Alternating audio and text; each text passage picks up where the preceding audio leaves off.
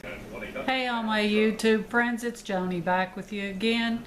As promised, I am going to do my review on the IPV4. So let's go down, do the unboxing, and talk a little bit about it and vape on it.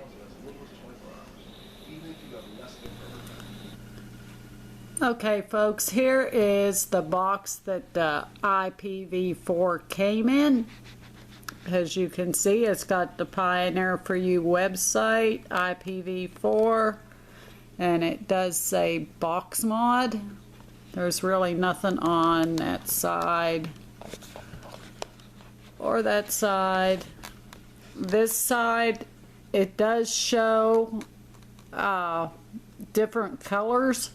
Right now, all that's out is the black and silver, but I'm guessing from this box they are eventually going to come out with a blue, a red, and a gold. And that would be really cool. I hope maybe I can have it in my budget to get a blue or red one or a gold one. We'll have to see what they look like for me to decide, but if it's in my budget, I will get one. We are going to open this box up. And I have been using this, guys. I just put it back in so I could do this review. It does come wrapped in plastic, as you can see. And I'm going to have to adjust my camera so that you'll be able to see that. Let me do just a slight adjustment, folks. There we go. Alright, here is the IPV4. I'm going to show you what else came in the box, and then we'll talk a little bit more about that. So I'm going to kind of sit that to the side. It did come with a certificate that it passed inspection. And underneath here, if I can get a hold of it good without knocking my camera around. It did come with a user's manual. It's alright, but it's not great. I think they wrote these user's manuals before they finished production on these, but it does have the visual operating system, low voltage protection, low resistance protection, high input voltage warning, output short circuit protection, reverse battery protection, temperature overheat protection, and software upgrade. It will take a 0.1 to a 3 ohm coil. It did say on here, which is why I'm thinking they done it, the IPV4 upgrade. It says please download the SXI software and set it up on your computer. Download the IPV4 upgrade and upgrade your IPV4 device. The temp control function can be carried out after the upgrade process. Mine was already upgraded, that's why I'm saying it probably was written before that. But it's alright. I mean, it's not the greatest manual in the world, but it is okay. It comes with your warranty card, which I have to write my information in there. I just haven't got a chance to yet.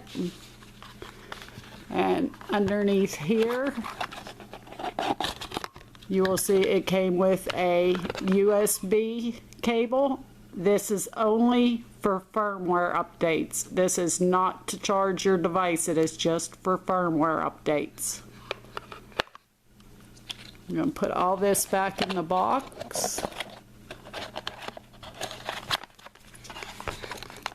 And I know I keep hitting my camera. I am so sorry, folks. I'm trying not to hit it, and I am hitting it anyway.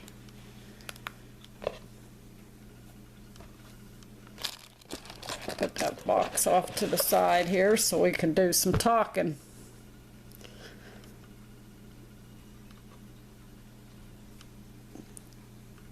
This little stand I'm using for my, I don't have a tripod, so I'm using a different stand.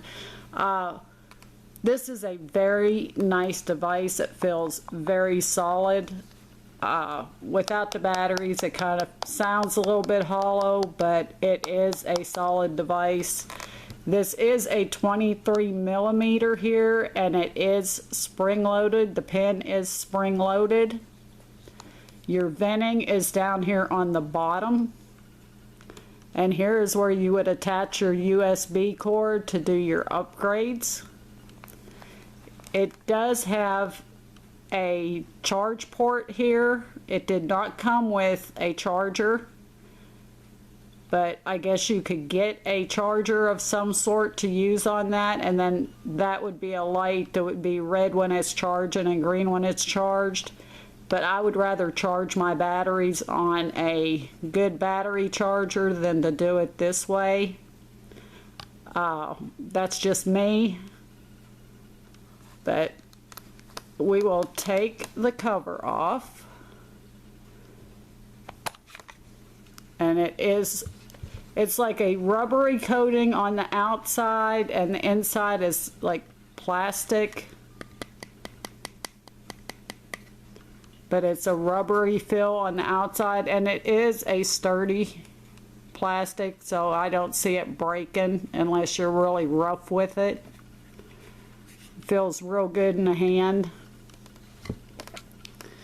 As you can see, on this side, your positive will go down, and on this side, your positive is going to go up. It's very clean. These things on the bottom are spring loaded, so when you put your batteries in,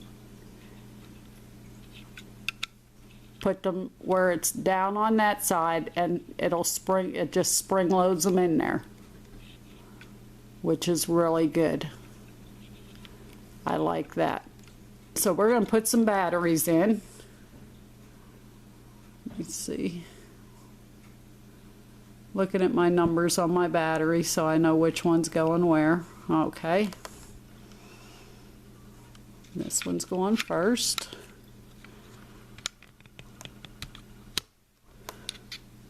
Good deal. And then we'll do this one.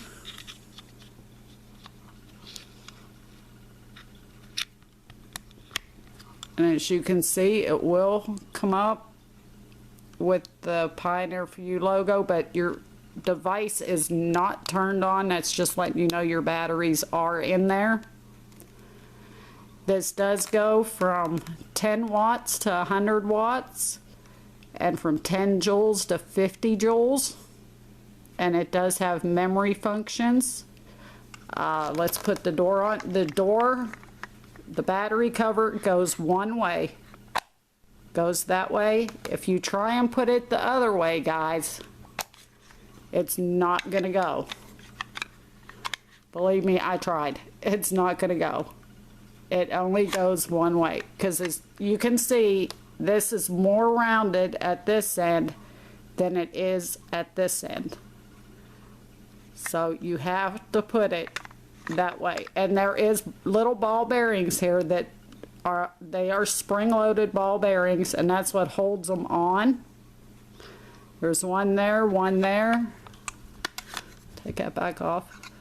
One there, and I don't know if this is a serial number down here at the bottom or what that is. And then it's got the IPV logo down there. Pioneer for You logo. I can show you a little trick on this, on how to see what firmware you're running. Let's get the battery where it needs to be. Hold your power button, and that comes up IPV. And then it tells you it's the Yeehy SX330 V4S version T 10.3, but it's still not on. That's just telling you what it is. So let's put this back on, and I am putting it on the wrong way. Snaps on real good, no movement whatsoever. Really, really nice. The buttons are really clicky.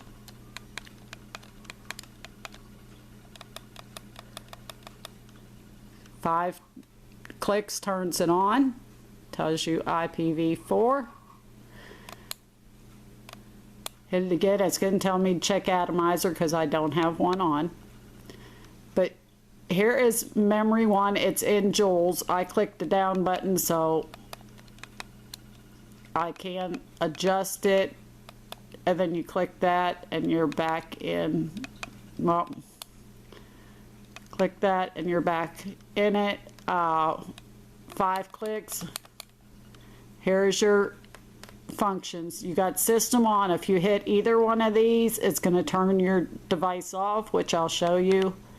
Tells you system off. So 5 clicks.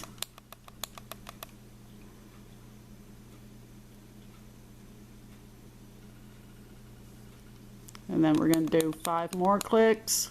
System. And then you got your mode. Joules is for your temperature control. It goes from 10 joules to 50 joules. Power is for your wattage mode. Goes from 10 watts to 50 watts. Or 10 watts to 100 watts. Why I said 50, I don't know. I got 50 on the brain today. Put that back in joules.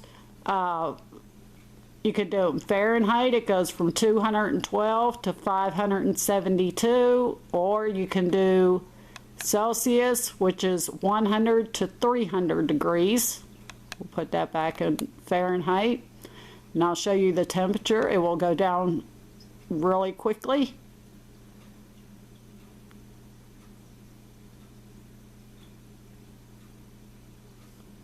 $212.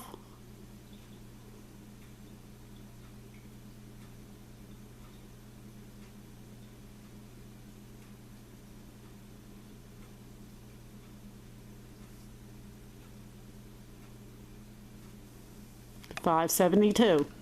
I normally keep mine set around 420.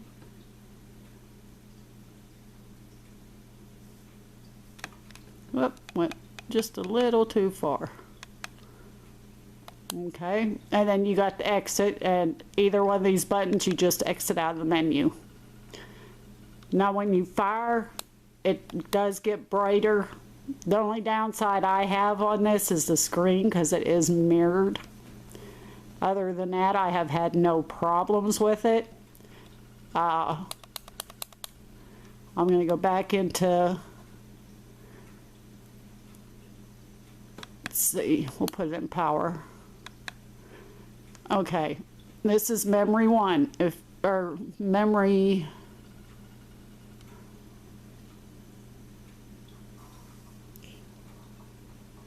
2, or no, memory 3, sorry. If I wanted to change that, you hit the down button and it will go, whoop.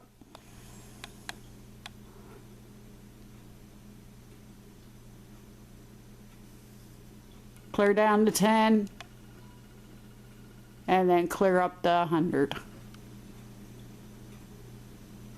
And you'll see the ADJ, that means adjusting. And then when you hit the fire button, it locks it in. So that locked memory 2 in. There's memory 3 is 40. Memory 4 is 50. Memory 5 is 100. Memory 1 is 20. Memory 2 stayed at 100. But we're going to change that. So let's get back to memory 2. Hit the down button. And since it's already clear up at 100, we're going to set that at 30.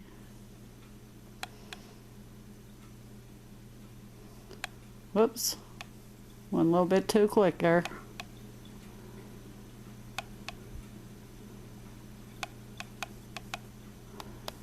Okay, it is set in there now. Now joules, you can set it but it won't keep it in memory, but it will set it for the day. But once you hit one of these buttons down here, you're going to have to reset it. Because in Jules mode, let's go to that. Jules mode, let's say we want to change this one, and that will take it down to 10 joules. And so we wanted to put that at 15 just to show you. You hit it to lock it.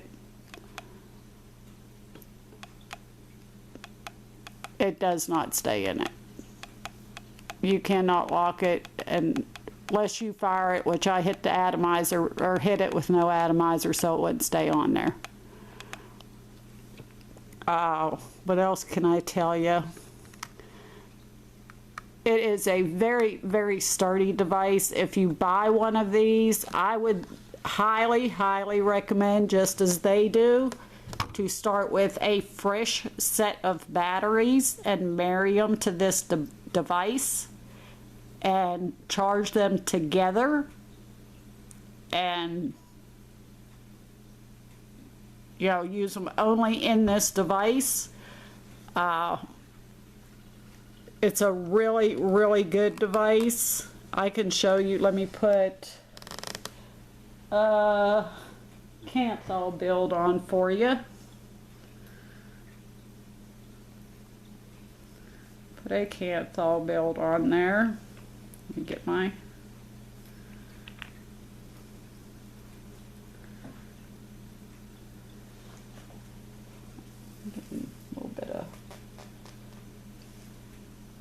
okay. We're going to put a Canthal build on here, and I'm going to show you. I love the threading on this. It's no problem getting a Addy on here at all. There is no gaps at all in it. Let me move this one so I can show you. Bring it up close. As you can see, there is no gaps in it at all. It does have just a slight overhang right here, a slight lip in it right there, but that's because it is a 23 millimeter and my tank is a 22, but it does work wonderfully. And why do I feel like I am zoomed in or out? Let me adjust my camera a little bit more here, guys. Okay. This is a Canthal build.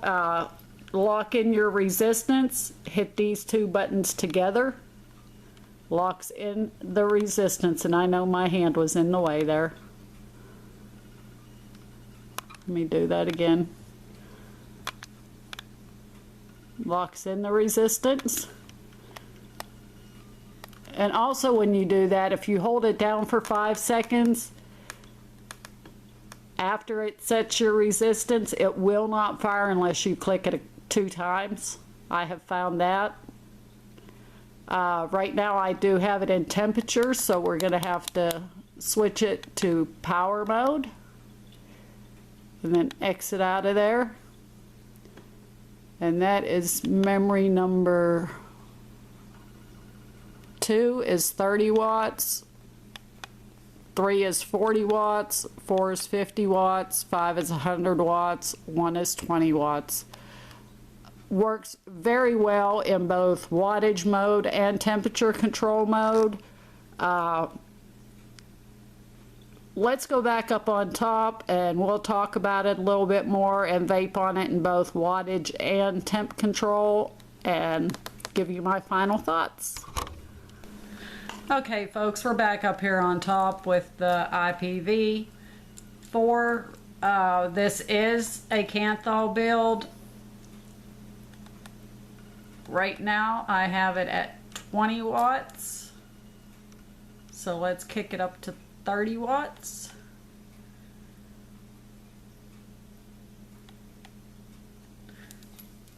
take a hit of it at 30 watts.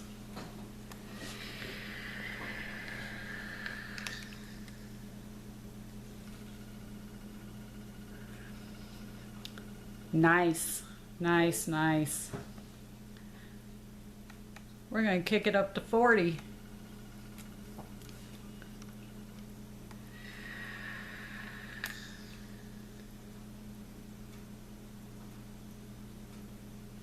Still really good flavor.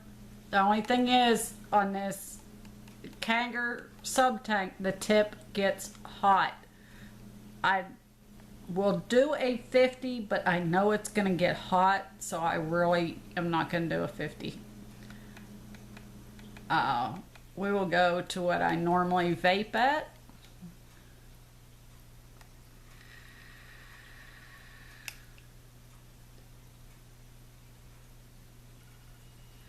Awesome vape, awesome.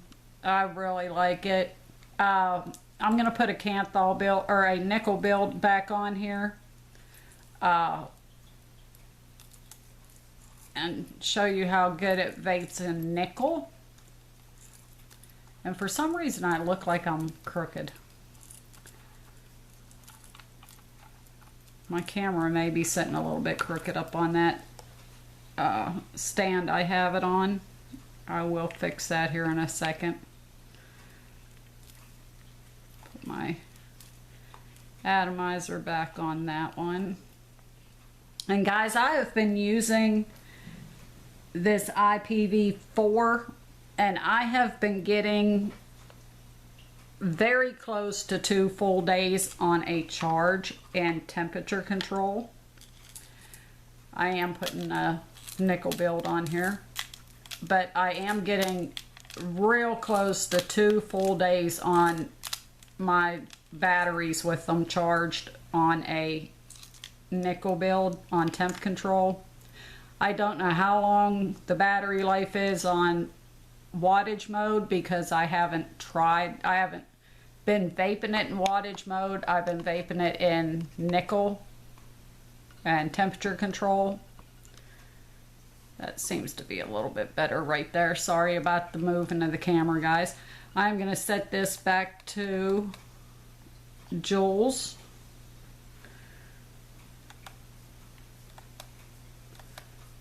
And my temperature's good. Exit out of there. My joules are good. Okay, we're going to take a vape of this now. Let me set my resistance here, guys. Our resistance is 0.102. So we are within resistance range.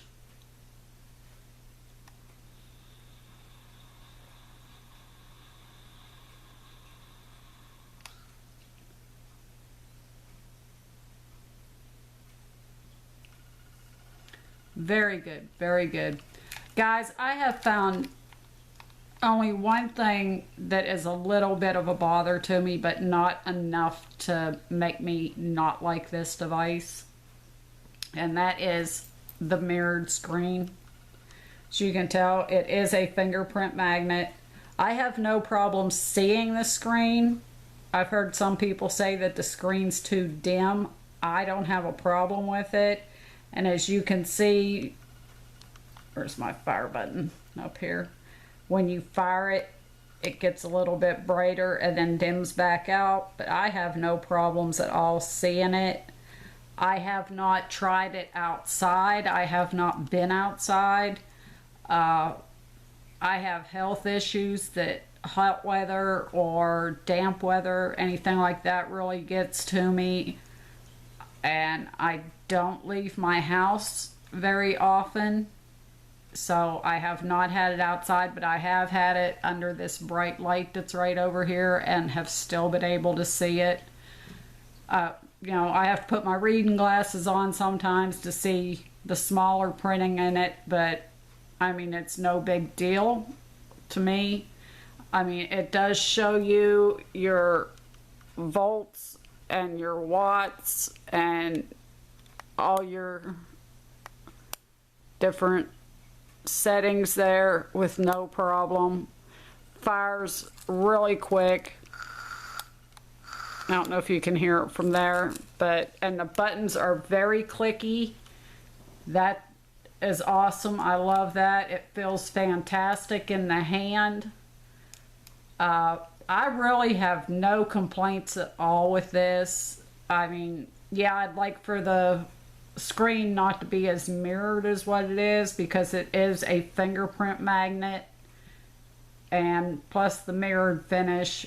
But I mean, that's nitpicking there. I mean, it's not a big problem. I absolutely love it. It's been a great device so far. I have no problems with it at all. Battery life, like I said, in temperature control mode, I'm getting real close to 2 days.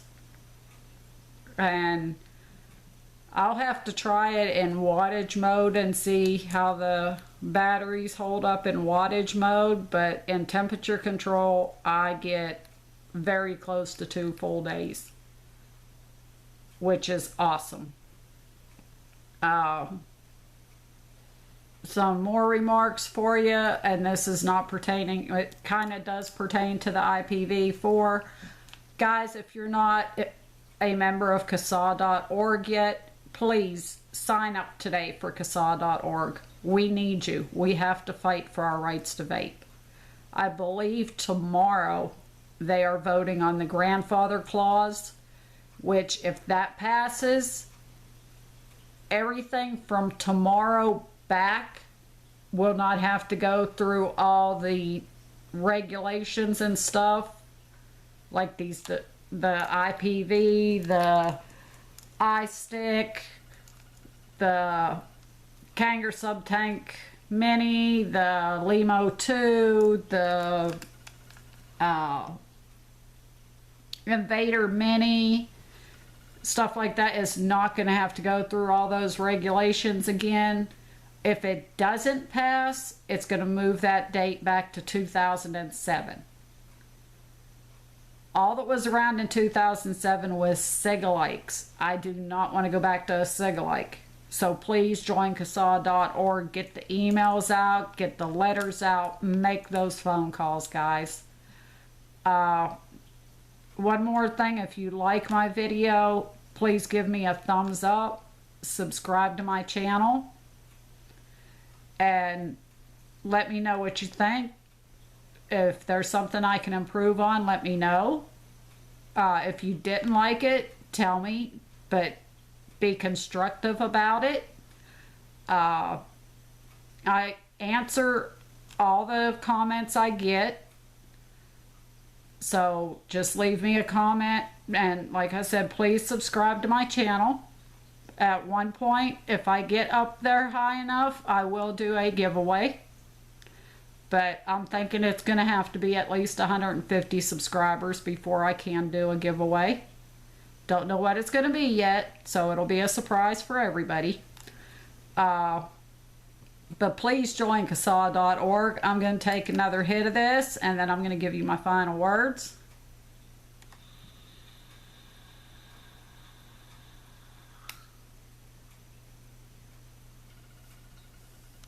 Oh, that is good. And if you're wondering what I'm vaping on in this one, this is a blue raspberry slush from Infusion e-liquid. That's what I'm vaping on in my Limo. My Kanger Sub-Tank has Chippendale from Tex Vape. Chippendale from Tex Vape. Yes, I leaked e-liquid on it, so it's kind of messed up. But both very good flavors, which I will do reviews on. But please like my channel. Vape on, vape strong, vape safe, guys. And remember, join CASAA.org. So until next time, I'll see you later.